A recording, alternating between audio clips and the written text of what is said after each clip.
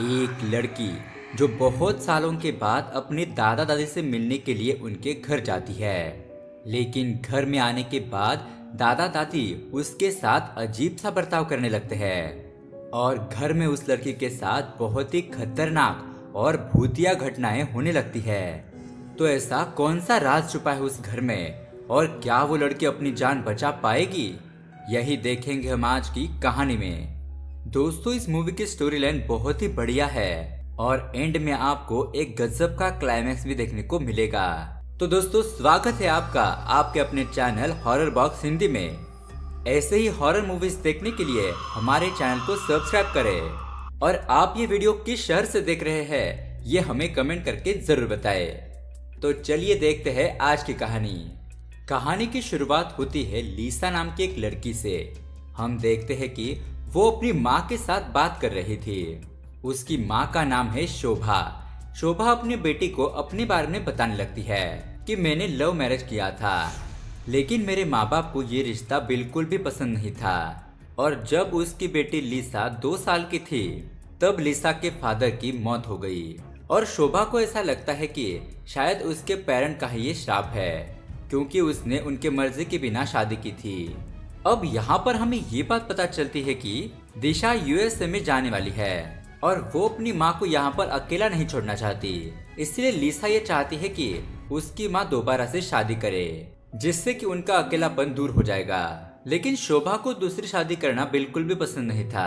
तो लीसा अपने माँ से कहती है कि क्या मैं मेरे नाना नानी को इस शादी के लिए मना लूं, तब तो तुम शादी के लिए मान जाओगी ना। शोभा कहती है मेरी शादी तो दूर की बात है, पहले तुम तुम्हारे नाना नानी को इस बात पर कन्विंस करो कि वो मुझसे बात करे, तब जाके मैं आगे का कुछ सोचूंगी। तो इस तरह से शोभा लीसा को नाना नानी के घर जाने की परमिशन दे देती है, क्योंकि शोभा जब अपने घर से भागकर आई थी उस दिन से आज तक शोभा ने अपने पेरेंट्स से बात तक नहीं की है। अब दोस्तों, उसके बाद हम देखते हैं कि लीसा का एक फ्रेंड होता है जिसका नाम है जगदीश। लीसा उसे कॉल करके बता देती है कि जल्दी से जल्दी तुम अपना बैग पैक करो, हम 5 दिन के लिए हमारे गांव जा रहे हैं, मेरे नाना नानी के घर पर, मुझे उनसे अर्जेंट काम है। अब उसी तरह से ये दोनों गांव के लिए निकल जाते हैं और यहाँ पर हम गांव के बहुत ही खूबसूरत नजारों को देख पाते हैं। खैर, अब जगदीश और लीसा ये दोनों जा रहे थे, लेकिन तभी ये दोनों एक आदमी को गाड़ी से ठोक देते हैं और बाद में हमें पता चलता है कि दरअसल ये आदमी नाटक कर रहा था। उस आदमी से बातचीत करने पर हमें ये पता चलता है कि ये आदमी एक डॉक्टर है, इस गांव का लोकल डॉक्टर जो जंगल में पाए जाने जड़ी बूटियों के द्वारा पेशेंट का इलाज करता है। उसके बाद थोड़ी आगे बढ़ने पर इन दोनों की कार एक जगह पर आकर रुक जाती है, यानी कि बंद पड़ जाती है। और यहाँ पर हमें ये बात पता चलती है कि जगदीश की कार एक्चुअली डीजल कार थी, लेकिन गलती से जगदीश ने इस कार में पेट्रोल डाल दिया था। अब मैकेनिक उन दोनों से कहता है कि इस कार को ठीक होने के लिए तकरीबन 5 दिन लगेंगे। अब ये बात सुनने के बाद वो दोनों पैदल ही अपने नाना और नानी के घर जाने लगते हैं और फाइनली थोड़ी दूर चलने के बाद लीसा और जगदीश ये दोनों उस घर तक पहुंच जाते हैं। ये घर गांव से काफी दूर था। जब ये दोनों वहां पर पहुंचते हैं तो उस घर के आसपास चक्कर लगाने लगते हैं। तो वो नोटिस करते हैं कि इस घर में कोई भी नहीं है, लेकिन तभी अचानक वहां पर 2 बुढ़ा बूढ़ी आ जाते हैं। उसमें से बूढ़े आदमी का नाम था धनंजय और बूढ़ी औरत का नाम था शारदा। अब इन दोनों को देखने के बाद लीसा अपने बारे में बताने लगती है कि मैं शोभा की बेटी हूँ और मैं आपसे मिलने के लिए आई हूँ। अब शोभा का नाम सुनते ही वो दोनों कुछ भी रिप्लाई नहीं देते, दोनों ही अपना मुंह फेर कर घर के अंदर चले जाते हैं। उसके बाद धनंजय उन दोनों को घर में रहने की परमिशन दे देता है। यहाँ आने के बाद जब ये दोनों अपना फोन चेक करते हैं तो उनके फोन में सिग्नल ही नहीं आ रहा था। तो शारदा लीसा को बताती है कि यहाँ पर कभी कभी ही नेटवर्क आता है, क्योंकि ये जंगल का एरिया है ना। लेकिन उसके बावजूद भी लीसा अपनी माँ को व्हाट्सएप पर एक मैसेज भेजती है कि जगदीश और मैं यहाँ पर अच्छे तरीके से पहुँच गए हैं, लेकिन अभी भी नानी और नाना तुमसे बहुत ज्यादा गुस्सा है, लेकिन तुम फिक्र मत करो, मैं उन दोनों को जल्द ही मना लूंगी। खैर, अब उसके बाद रात को लीसा शारदा को अपनी माँ के बारे में बताने लगती है, लेकिन उस वक्त शारदा का बिहेवियर कुछ अजीब ही होता है। मतलब अभी भी शारदा उस कुर्सी पर बैठी थी, लेकिन जब लीसा अपना सिर घुमाकर देखती है तो शारदा उस कुर्सी पर नहीं थी, वो तो सीढ़ियों के पास आकर बैठी थी। फिर थोड़ी देर बाद जब लिसा उन सीढ़ियों के पास देखती है तो शारदा वहाँ पर नहीं होती। वो फौरन अपनी जगह बदल रही थी और देखते ही देखते शारदा अपने हाथ में चाकू लेकर लिसा के गले पर रख देती है और उसे कहती है कि चुप हो जाओ, एक शब्द भी अपने मुंह से मत निकालो। अब ये सब कुछ देखकर लिसा बहुत ज्यादा डर जाती है और अपना मुंह बंद कर लेती है। उसके बाद शारदा उस चाकू को नीचे फेंक कर वहाँ से चली जाती है। अब लिसा यही बात अपने नाना को बताती है और पूछने लगती है कि नानी ऐसा अजीब सा बर्ताव क्यों कर रही है। और जब मैंने मेरी माँ का नाम लिया तब तो वो मुझ पर बहुत ज्यादा गुस्सा हो गई। तो उसके नाना जी धनंजय कहते हैं कि तुम्हारी माँ ने जो काम किया है उसकी वजह से शारदा टूट चुकी थी और अभी भी तुम्हारे नानी का गुस्सा ठंडा नहीं हुआ है। उसके बाद धनंजय उन दोनों को बताता है कि अब तुम लोग जाओ और जाकर आराम से सो जाओ, लेकिन एक बात याद रखना, रात के 10 बजने के बाद अपने रूम से कोई भी बाहर नहीं निकलेगा। तब जब लिसा और जगदीश ये दोनों अपने कमरे में सो रहे थे तो जगदीश को नींद नहीं आ रही थी। वो बस ऐसे ही घूमने के लिए नीचे आ जाता है तो हॉल में अचानक से रेडियो प्ले होने लगता है और देखते ही देखते जगदीश के सामने एक डरावनी आत्मा आ जाती है। उसे देखकर तो उसकी बुरी तरीके से फट जाती है, लेकिन यहाँ पर हमें पता चलता है कि ये तो जगदीश का बस एक सपना था। लेकिन इस बात को चेक करने के लिए अब जगदीश सच में हॉल में आ जाता है। हॉल में आ जाने के बाद जगदीश के साथ हॉरर घटनाएं होने लगती है, लेकिन बाद में उसे पता चलता है कि वो सब कुछ उसका वहम था जो लिसा आकर उसे समझाती है। अब दूसरे दिन सुबह जगदीश ये देखता है कि धनंजय अपने हाथ में गन लेकर अपने मुंह में फायर करने की कोशिश कर रहा था। ये देखकर जगदीश बहुत ज्यादा घबरा जाता है और फौरन ही धनंजय को आवाज देने लगता है, लेकिन तभी धनंजय उस गन को जगदीश की तरफ पॉइंट आउट करने लगता है। ये देखकर जगदीश तो और भी ज्यादा घबरा जाता है और वो फौरन वहां से दौड़कर लिसा के पास आ जाता है। वो जो कुछ भी हुआ वो सब कुछ लिसा को बताने लगता है। तो लिसा जगदीश से कहती है कि इसमें कोई घबराने वाली बात नहीं है, मेरे नाना एक्चुअल में एक रिटायर कर्नल है, तो ऑब्वियस सी बात है कि उनके पास गन होगी ही, वो उससे खेल रहे होंगे। अब रात को ये चारों बैठकर कैरम खेल रहे होते हैं तो हम देखते हैं कि धनंजय और शारदा इन दोनों का बिहेवियर कुछ अजीब होता है जो कि कुछ आम इंसानों जैसा नहीं लग रहा था। अब कैरम वगैरह खेलने के बाद वो दोनों अपने रूम में जाकर सो जाते हैं, लेकिन जगदीश को फिर से हॉल में से कुछ आवाजें आने लगती है। तो जगदीश डरते हुए फिर से हॉल में आ जाता है और हम देखते हैं कि जगदीश के सामने एक अजीब सी आकृति आ जाती है जिससे कि वो बहुत ज्यादा घबरा जाता है और उन सीढ़ियों पर गिरकर वहीं पर बेहोश हो जाता है, लेकिन थोड़ी देर बाद उसे होश आ जाता है। अब दूसरे दिन जगदीश ये देखता है कि लिसा आधी रात को उठकर हॉल में अपने हाथ में चाकू लेती है। चाकू लेने के बाद लिसा उस घर के चक्कर लगाने लगती है, लेकिन जगदीश उसके सामने आकर पूछने लगता है कि ये तुम क्या कर रही हो। तो लिसा अपने साथ हुआ इंसिडेंट जगदीश को बताने लगती है। एक रात जब मैं अपने कमरे से बाहर आई थी तो मैंने उस दीवार पर कुछ नाखूनों के निशान देखे थे। ऐसा लग रहा था कि किसी जानवर ने इस दीवार पर खरोंचा है। और जब लिसा अपने कैमरे से कुर्सी की तरफ देखती है तो उसे वहाँ पर अजीब सी आकृति दिखाई देती है, लेकिन जब वो नॉर्मल आंखों से देखती है तो उसे उस कुर्सी पर कोई भी दिखाई नहीं देता। तब लिसा फिर से कैमरे से देखने लगती है तो अचानक से एक भयानक आत्मा उसके कैमरे के एकदम पास आ जाती है, जिससे कि वो बहुत ज्यादा घबरा जाती है और चिल्लाने लगती है।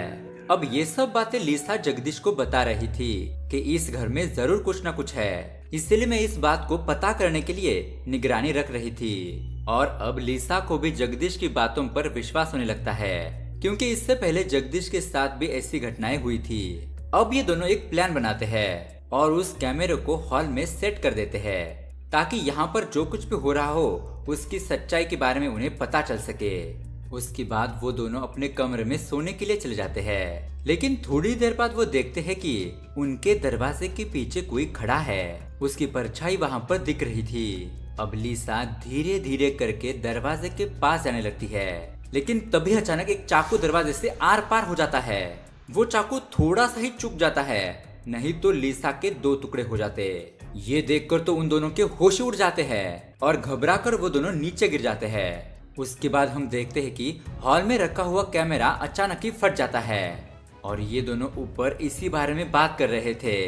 लेकिन तभी उनके कमरे का टीवी ऑन ऑफ होने लगता है। इसलिए जगदीश उस टीवी को बंद करने के लिए धीरे धीरे उसकी तरफ बढ़ता है। जगदीश उस टीवी को बंद करने ही वाला था कि तभी अचानक उस टीवी से एक खतरनाक हाथ बाहर निकलता है और वो जगदीश को पकड़ लेता है। ये देखकर जगदीश की तो रूह ही कांप जाती है। लेकिन कुछ ही देर में वो हाथ अपने आप ही गायब हो जाता है।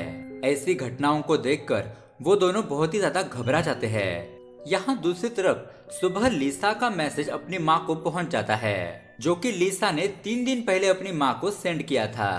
अब शोभा उस वीडियो को नॉर्मल तरीके से देख लेती है, लेकिन जब वो उस वीडियो को दोबारा से देखती है तो उसे उस वीडियो में शारदा नजर आती है। अब शोभा उस औरत को देखकर लिसा को तुरंत मैसेज करती है कि ये तुम्हारे पीछे कौन बैठा है। यहाँ हम देखते हैं कि जगदीश बहुत डर गया था, इसलिए वो उस घर से भागने का प्लान बनाता है और वो उस घर से अपना सामान लेकर भाग ही रहा था। लेकिन तभी उसे लिसा पकड़ लेती है। उसके बाद लिसा को अपनी माँ का मैसेज मिलता है कि तुम्हारे पीछे वो औरत कौन है। ये मैसेज देखकर लिसा शॉक हो जाती है कि अगर ये मेरी दादी नहीं है तो मेरी दादी कहाँ है और ये दोनों मेरे घर में क्या कर रहे हैं और आखिरकार ये दोनों कौन हैं। लिसा ये सब कुछ सोच ही रही थी कि तभी वहाँ पर पीछे के रास्ते से उनके घर पर एक औरत आती है। वो औरत लिसा से पूछती है कि कल रात मेरा पति यहाँ पर आया था, वो एक कारपेंटर है, वो कहाँ पर है। लिसा कहती है कि इस घर में ऐसा कोई आदमी नहीं आया था और तुम हमारे घर में पीछे से रास्ते से क्यों आ रही हो। ये सुनते ही वो औरत घबरा जाती है और वहाँ से भागकर चली जाती है। अब उसके बाद लिसा और जगदीश हॉल में कैमरा का मेमोरी कार्ड ढूंढने लगते हैं, लेकिन तभी वहाँ पर शारदा आ जाती है। ये लोग शारदा से कुछ बहाना बनाकर उसे वहाँ से भेज देते हैं। उसके बाद बहुत जगह पर ढूंढने पर आखिरकार उन्हें वो मेमोरी कार्ड मिल ही जाता है। अब वो दोनों उस मेमोरी कार्ड में रिकॉर्ड हुए वीडियोस को देखने लगते हैं। तभी उन्हें उस वीडियो के थ्रू पता चलता है कि उनका कैमरा फोड़ने वाली और कोई नहीं बल्कि शारदा ही थी। उस दिन शारदा बहुत ही अजीब तरीके से बर्ताव कर रही थी और तो और उस रात लिसा पर जो चाकू से हमला हुआ था वो और किसी ने नहीं बल्कि शारदा ने ही किया था। अब ये सारी सच्चाई पता चलने के बाद ये दोनों डिसाइड करते हैं कि पहली फुर्सत से इस घर से बाहर निकल जाएंगे। इसलिए लिसा अपने नाना धनंजय के पास आती है और कहती है कि नाना जी हमें कुछ अर्जेंट काम आ गया है, इसलिए हमें जाना होगा। उसके बाद धनंजय जगदीश को बुलाता है एक गेम खेलने के लिए और ये गेम बहुत ही ज्यादा खतरनाक था। उसमें सबसे पहले जगदीश डाइस को रोल करेगा। उस डाइस पर जितने नंबर होंगे उतनी बार धनंजय उसके हाथ के बीच स्टैप करेगा और वो उसे जबरदस्ती गेम खेलने के लिए बिठाता है। अब इसी मौके का फायदा उठाते हुए लिसा आउट हाउस चली जाती है। उसे वहाँ पर सिग्नल जामर दिखाई देता है, वो उसे तुरंत ही बंद कर देती है और लिसा को काफी सारे मैसेज आने लगते हैं। उसके बाद लिसा को उस कमरे में एक लाश दिखाई देती है। उसे देखकर वो बहुत ज्यादा घबरा जाती है, लेकिन वहाँ पर एक नहीं बल्कि कई सारी लाशें मौजूद थी। अब उन सारी लाशों को देखकर लिसा बहुत घबरा जाती है और चिल्लाने लगती है। उसकी आवाज सुनकर धनंजय जगदीश के हाथ पर चाकू घुसा देता है और उसके बाद धनंजय लिसा की तरफ भागने लगता है। यहाँ पर लिसा मदद के लिए पुलिस को कॉल करने लगती है, लेकिन तभी वहाँ पर धनंजय पहुँच जाता है। अब उन दोनों के बीच हाथापाई होने लगती है और इस लड़ाई के दौरान धनंजय लिसा पर वार कर देता है, जिससे कि लिसा बेहोश होकर गिर जाती है। लेकिन दोस्तों अचानक ही लिसा को कुछ होने लगता है और वो उठकर खड़ी हो जाती है। उसके बाद वो धनंजय को बुरी तरीके से मारने लगती है। यहाँ घर के अंदर शारदा भी जगदीश पर हमला कर देती है, लेकिन जगदीश किसी तरह बचते हुए उसी चाकू से शारदा को खत्म कर देता है। अब थोड़ी देर बाद वहाँ पर पुलिस आकर धनंजय को अरेस्ट कर लेती है। पुलिस उसे पूछने लगती है कि बताओ तुमने ये सब कुछ क्यों किया। और दोस्तों यहाँ पर खुलते हैं इस कहानी के असली पत्ते। वो अपनी कहानी बताने लगता है। दरअसल उसका असली नाम है राघवन। राघवन हेयर कटिंग का काम करता था और उसने मेहनत करके अपने बेटे को डॉक्टर बनाया, लेकिन बड़ा होने के बाद उसके बेटे ने उसे वृद्धाश्रम में छोड़ दिया। अब ये देखकर राघवन को बहुत ही ज्यादा अफसोस होने लगा कि उसके खुद के बेटे ने ही उसके साथ ऐसा किया, लेकिन अब उसे धीरे धीरे आदत होने लगी और उसी वृद्धाश्रम में राघवन को ये औरत मिलती है और इसका असली नाम है नैन्सी। ये सभी बूढ़े लोग मिलकर यहाँ वृद्धाश्रम में रहा करते थे। लेकिन एक दिन यहाँ पर पुलिस आई और उस वृद्धाश्रम के मालिक को उठाकर ले गई। ये जो वृद्धाश्रम का ओनर था वो यहाँ पर मरे हुए लोगों की हड्डियां बेचता था। उसके बाद 3-4 दिन तक पुलिस उस वृद्धाश्रम में रही उनकी देखरेख करने के लिए। लेकिन उसके बाद वो भी वहाँ से चली गई और यहाँ पर सारे लोग फिर से अकेले पड़ गए।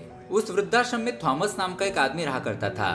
एक दिन उसका बेटा थॉमस के पास आकर उसकी सारी जायदाद अपने नाम पर कराने के लिए कहता है। लेकिन थॉमस ऐसा करने वाला नहीं था, क्योंकि उसके बेटे ने ही उसे अपने घर पर रखने की बजाय यहाँ वृद्धाश्रम में रखा। अब थोड़े ही दिन बीत जाते हैं और थॉमस मर जाता है। लेकिन उसका बेटा उसे देखने के लिए भी नहीं आता। थॉमस की मौत को देखकर राघवन और नैन्सी को बहुत ही ज्यादा बुरा लगता है। वो लोग अब ये तय करते हैं कि जो लोग अपने माँ बाप को छोड़ देते हैं ये लोग उन लोगों को खत्म कर देंगे। इसी तरह से राघवन ने थॉमस के बेटे को भी मार दिया और अपने बेटे की भी जान ले ली। अब पुलिस वाला राघवन से पूछता है कि तुमने लिसा के नाना और नानी यानी कि धनंजय और शारदा को क्यों मारा। राघवन कहता है कि हमने उन्हें नहीं मारा, दरअसल वो दोनों हमारे आश्रम के स्पॉन्सर थे। धनंजय को डायरी लिखने की आदत थी और उसने उसमें अपनी बेटी के बारे में सब कुछ लिखा था। शोभा जब अपना घर छोड़कर चली गई थी तो उन दोनों ने उसे ढूंढने की काफी कोशिश की, लेकिन उन लोगों को शोभा का कुछ भी पता नहीं चला। और ऐसे ही शोभा का इंतजार करते करते उन दोनों के घर पर ही मौत हो गई। और राघवन और नैन्सी जब इन दोनों के घर पर स्पॉन्सरशिप मांगने के लिए गए थे तब वो दोनों ये नजारा देखकर बहुत ही दंग रह गए।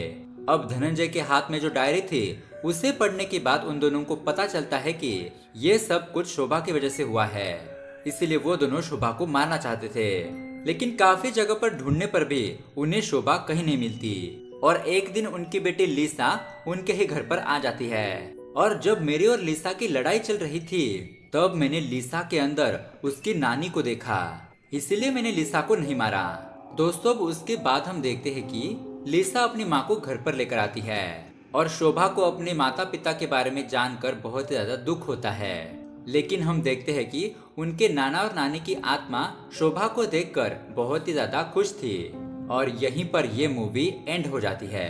तो दोस्तों, ये मूवी आपको कैसी लगी हमें कमेंट करके जरूर बताइए। साथ ही वीडियो को लाइक और अपने फ्रेंड के साथ शेयर कीजिए। और ऐसे ही हॉरर वीडियोस को देखने के लिए हमारे चैनल को सब्सक्राइब कीजिए। Thanks for watching.